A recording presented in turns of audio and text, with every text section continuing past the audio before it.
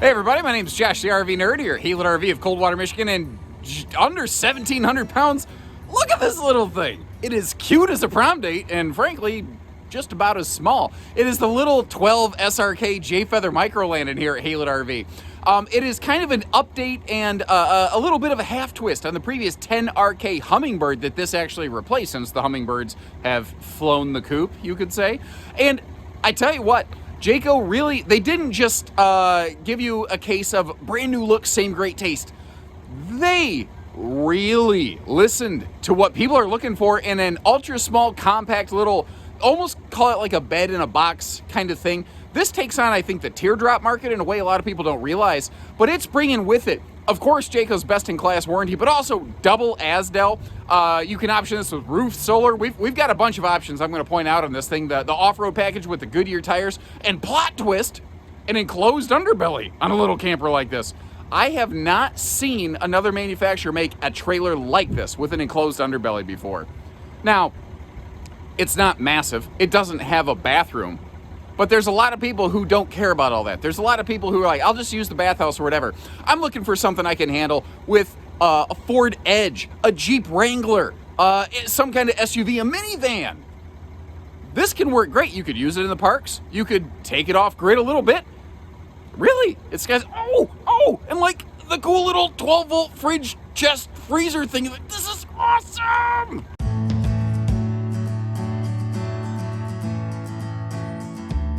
So I think one of the first questions on these, especially from someone who's just passingly curious, is like, how much room is actually in this? Now, first of all, apologies for my footprints in here. You won't see that when you take the RV home, because one of the things we do for a Healet RV, as part of our no-fee guarantee, is we clean the RV for you at no additional charge. And as dumb as that sounds, you think, really? You act like that's a big deal? A lot of dealerships don't do that.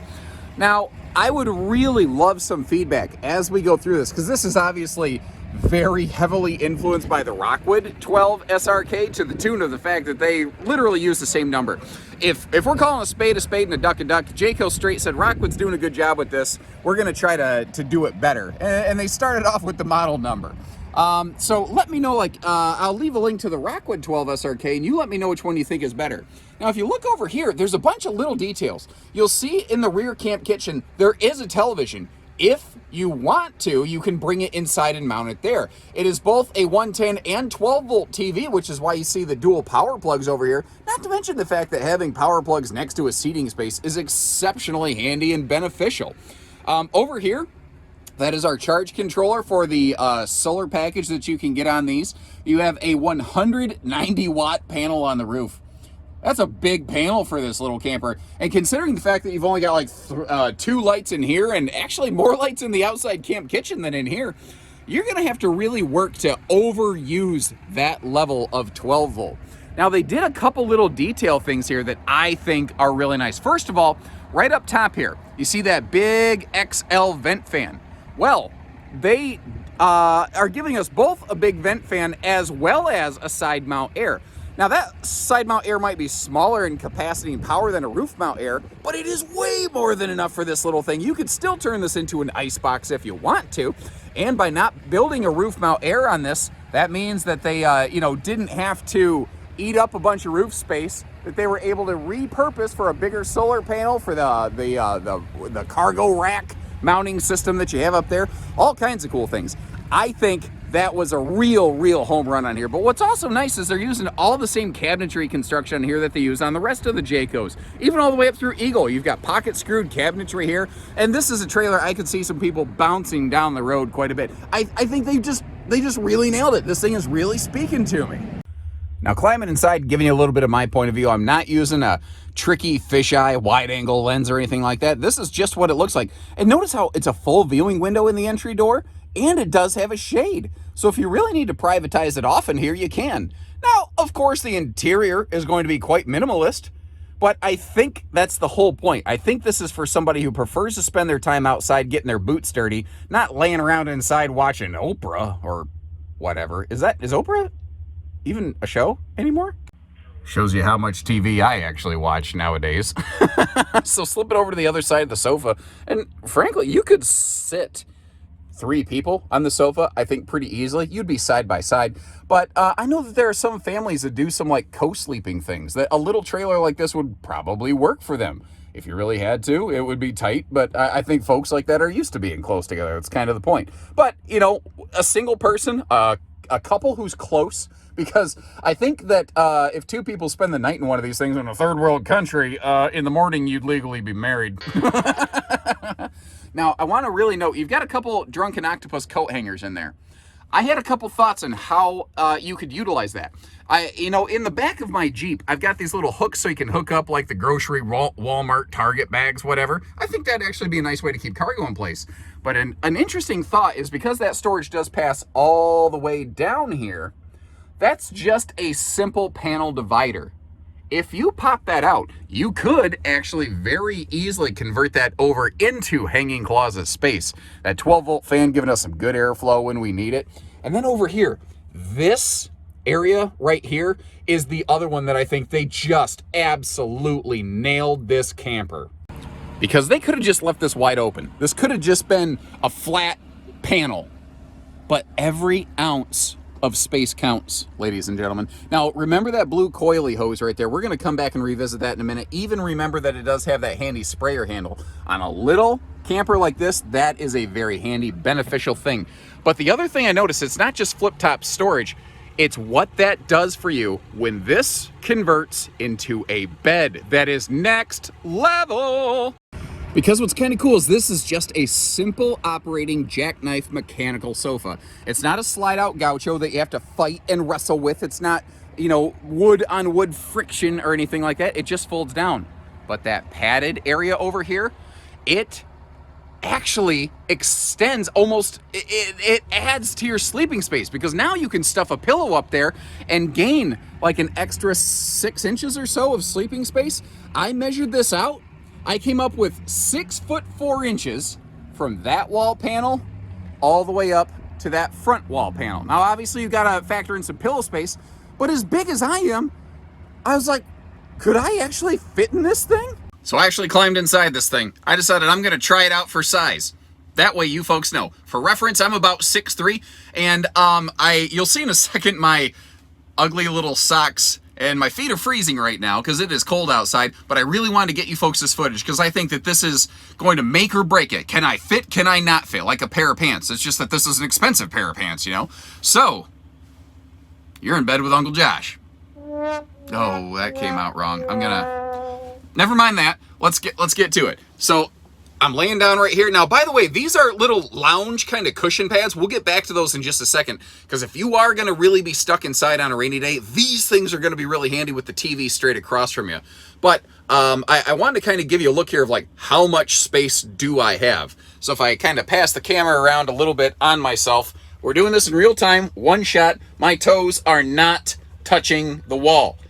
So even if I get you all the way up here, look at the room that's at the end of my feet with my toes pointing out.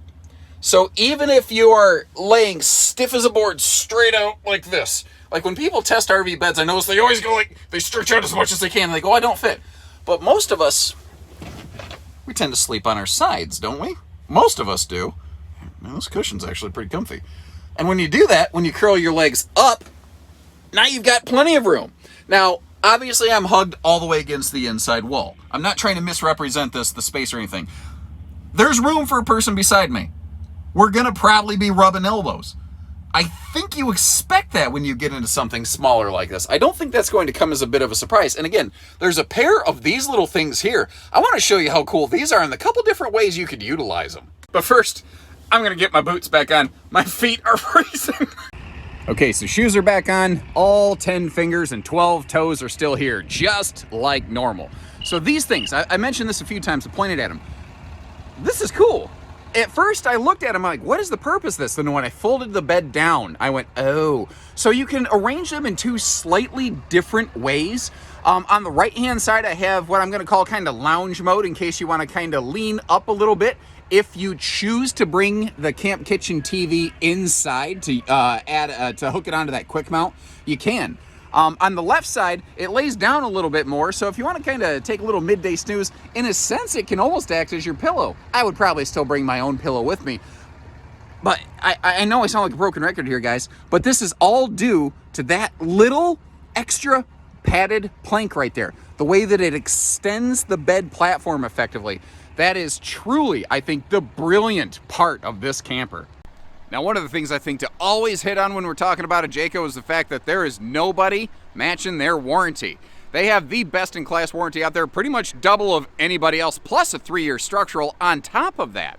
Now, this little thing, oh, man, she's so cute, but Shorty's got game. And one of the other areas where Jayco has, I think, stepped up here, and I kind of feel like they're doing this as a test before they expand it into bigger models, that is the use of Azdel. This is a double Azdel walled product, so it's an Azdel layer on the inside and outside sections, helping really keep the weight down on this little thing. Power tongue jack on the front doing the heavy lifting for us, which is nice. Now on the tongue beam down front, you see a little sticker and a thing hanging down. This has a simple side mount solar prep plug, which is really handy on a little camper like this. I mentioned that we have this one built with that 190 watt roof solar package. We'll get a look at that in a second. That's great.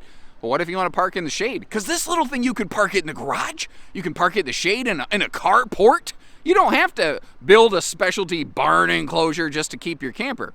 But if you want to park in the shade, you can get a portable panel up here rated for up to 20 amps, which is quite a bit. And especially considering the very small amount of 12 volt this RV consumes. You know, that's handy to be able to chase the sun, basically. Now, under that sofa, there was a baggage compartment, like storage compartment on the inside. It actually passes through even out here, and I was surprised. They really kind of decorated this and appointed it very similar to how they would like a normal J-Feather pass-through, including that really nicely hidden away battery disconnect. And how absurd is this? Side view camera prep on this little thing? You could see around this without towing mirrors, probably. I always recommend you get those. Please don't ever skimp on safety equipment. And by the way, not only are these Goodyear tires, Goodyear Wranglers, where almost nobody else in this little class is doing that, but how about this? How about this plot twist game changer? An enclosed underbelly on this little thing. That is not something I have seen other little campers do in a class like this. That, to me, is a game changer feature right there. That flipped it all right upside down and inside out on its head. Now, you notice there's a grab handle built into the side of this trailer. That's because these are step-on wheel well guards. You can walk right on those. So if you need to get up there to get to your solar stuff, to get to your kayaks or your bike mounts, you can safely without the need of a side ladder, without damaging your RV. I feel like Leonardo DiCaprio in Titanic. I'm on top of the world. But look at this. I mean, I'm walking on sunshine over here. I'm leaning, I'm hanging off this thing. It is solid as a rock. This is a Bob Seger camper. Now remember that little blue coily sprayer hose thing I told you to keep in the back of your head? Right above the step-on wheel wells. Both sides, by the way, have those. You have yourself a little cold water sprayer port. So if you need to do a little campsite cleanup, if you got to take just a little quick kind of spring fresh shower, chilly water, you got a place to do it. And I think, like everything we've seen on this, to me, it's incredible. They've done such a good job in such a small space. But this camp kitchen, I think, is their best yet. And I think it gives almost anybody else who does something like this a run for its money. So again, you're going to probably spend most of your time outside. This is where you're going to want that entertainment most of the time. Or you could take it inside. And it is, again, a 12-volt TV, as you can see here from the plug. And it is even a built-in sound bar. So the TV and the sound bar are all in one. So you don't have to worry about, do I get good audio inside or out or whatever. And I love these little pegs. Oh my gosh, I just kind of realized that. At first, in my head just said, oh, they're color decorations. That's a little pegboard, so if you want to come up with your own little kind of shelving units or systems, you can build your own kind of adventure storage. That's brilliant. It is the simplest thing, but that is so brilliant. And they're on both sides, by the way. Galvanized rolled steel counter, and because they have gone away from a traditional refrigerator, that is one of those 12-volt, like, freezer chest kind of jobs, USB, you can charge your phone off it if you had to. That right there, when you're traveling, stores in here, but when you're at your destination, you can pull it out, and suddenly we have countertop prep space that a little camper like this never dreamed of having before. Let me get this down a little bit just to show you, yes, it's not just side camera prep, it is also rear camera prep. This even has the J-Smart lighting system, the turn signal safety lighting and reverse travel lighting of the bigger Jaycos. This thing is incredible! And just a quick look, if you wanted to, you know, just to kind of pack it up, here's how this thing's gonna peek at you. That freezer 12-volt thing can fit right up there. But look at the Blackstone. First of all, it's a real Blackstone, not a copycat or a clone or a similar thing or whatever.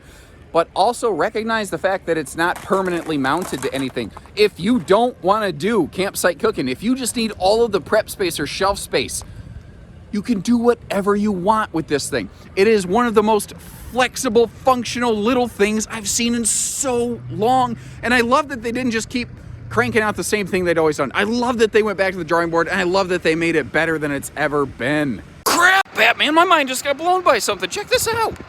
I was unhooking my battery. I was getting ready to go inside. I was all set up. So no battery on this, no power, no shore power. We're in the middle of nowhere. And I went, is that just the sun reflecting off this? That's funny. And then I looked in here, and the lights are still just screaming. That 190 watt roof solar package is live powering all the 12 volt that this RV needs. Now, that's not gonna be able to like run the lights and the fans indefinitely, but for like, I just got to get in the camper real quick. I couldn't believe it. It was live power in the RV. That is so fun. So that's my point of view. But how about you? What do you think of this little thing? Is this cute or what? Leave me some comments. What do you like? What would you rather see different? Do you have any questions? Is there something I missed? Is there something I got wrong? Let me know, and I'd love to interact with you on this one because I give this one about a day or two, maybe a week before it's gone, but we are going to keep copies of this rolling in steadily. I think this is going to be a popular, growing little segment, especially with how well done Jayco has done this. It's not just a copycat of somebody else. It is really refined, and I would argue it's the best of its kind out there right now. Now, that's my opinion. What do you think? And as always, remember, we don't do hidden dealer fees. We only do everything else. So take care, stay safe, have fun, and happy Hail It camping, everyone.